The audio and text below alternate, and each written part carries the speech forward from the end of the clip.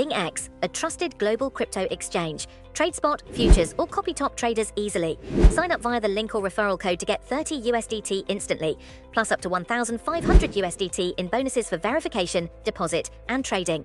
Malaysia finds itself at the center of a significant debate following the signing of a new trade deal with the United States, a development that has drawn sharp criticism from various quarters within the nation. Opposition politicians, seasoned analysts, and prominent civil society organizations have voiced strong concerns, warning that the agreement could potentially undermine Malaysia's national sovereignty and is inherently one-sided. In response to this growing unease, the Malaysian government has moved to vigorously defend the pact. Tengku Zafrul Aziz, the Minister of Investment, Trade, and Industry, has publicly declared the trade deal as representing the best possible outcome for Malaysia. He articulated the government's stance by stating, "This is the geopolitical reality we face as a freely trading nation engaging with the world's largest economic power, which is also our biggest trading partner." The controversy gained considerable momentum with remarks from former Malaysian Prime Minister Mahathir Mohamad, a staunch advocate of trade nationalism and the country's longest-serving leader.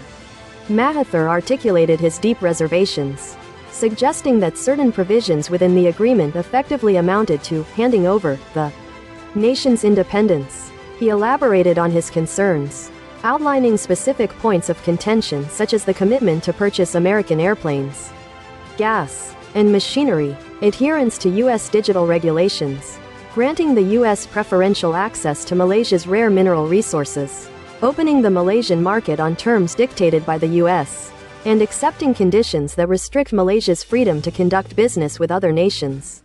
These strong sentiments from Mahathir, a political rival to the current Prime Minister Anwar Ibrahim, underscore the depth of opposition to the deal.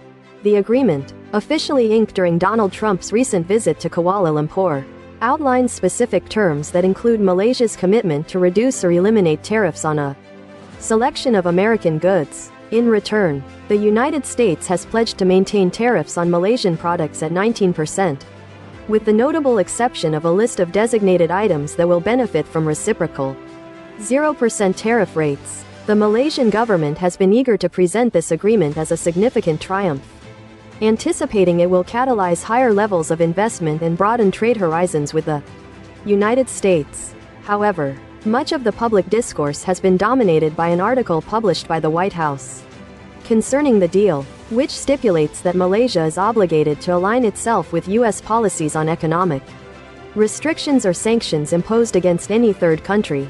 Opposition politician Azman Ali has forcefully argued that this specific clause would compel Malaysia to mirror any U.S. actions, such as blocking imports from China or Russia, irrespective of the potential detrimental impact on Malaysia's own economy.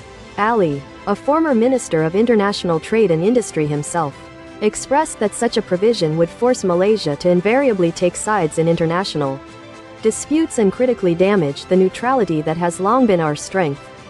The spectrum of concerns extends beyond opposition ranks, with politicians from across the political landscape, including some members of parliament within Prime Minister Anwar Ibrahim's own ruling coalition, alongside independent analysts and various civil society groups, all echoing apprehension. Alina Noor, a senior fellow at the Asia program of the Carnegie Endowment for International Peace, shared her perspective with The Guardian, agreeing with Mahathir's assessment that the agreement appears exceedingly one-sided.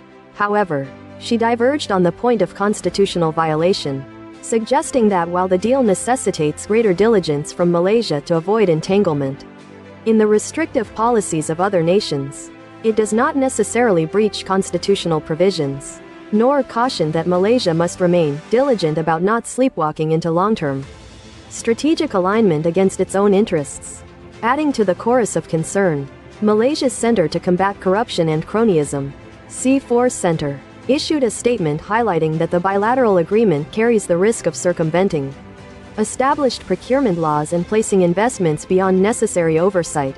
Pushpan Marugia, the chief executive officer of C4 Centre, articulated these worries, stating, "It gives away our right to decide on things." He further elaborated, "There are certain clauses that mandate that if we take actions that will affect U.S. interest, we have to essentially ask permission first. In an effort to swiftly address these widespread concerns, the Ministry of Investment, Trade, and Industry has launched a dedicated microsite and released a comprehensive 15-page frequently asked questions (FAQs) document. Additionally, the government's chief legal advisor has affirmed Malaysia's unilateral right to terminate the agreement at any point. A special parliamentary committee is slated to convene next week to undertake a thorough review of the bilateral agreement.